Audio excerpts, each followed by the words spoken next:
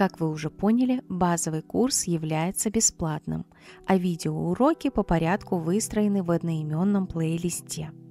Этот курс не имеет домашних заданий и никаких ограничений по срокам. Однако специально для вас и вашего удобства я создала закрытый телеграм-канал для базового курса, где вы сможете делиться результатами своих трудов по моим урокам. Разумеется, вам потребуются материалы для того, чтобы начать учиться плести украшения. Для того, чтобы попробовать свои силы и удовольствие в плетении, вам будет достаточно всего 4 элементов: проволока, один вид любых бусин, ножницы и специальные плоскогубцы. Стартовый набор, учитывая, что ножницы есть у каждого дома, обойдется вам примерно в 500 рублей по меркам России и 2024 года. Где искать проволоку, бусины и плоскогубцы, я написала в файле «Бесплатное обучение плетению». Он был составлен до создания курса, и там своя программа, но в этом файле вы можете найти информацию о том, где искать материалы, на каких площадках, а также прямые ссылки на покупку стартового набора,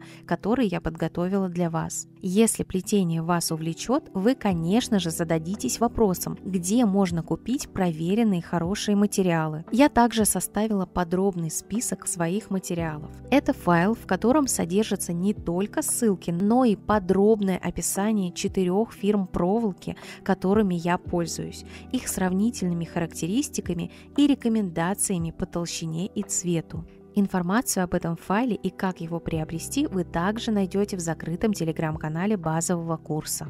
Ну и пара слов о том, что вас ждет в начале пути. Какие сложности вас могут ожидать. В начале пути у вас могут сильно болеть руки или пальцы, потому как они будут привыкать к новым движениям, они будут напрягаться, а также им нужно просто привыкнуть к проволоке.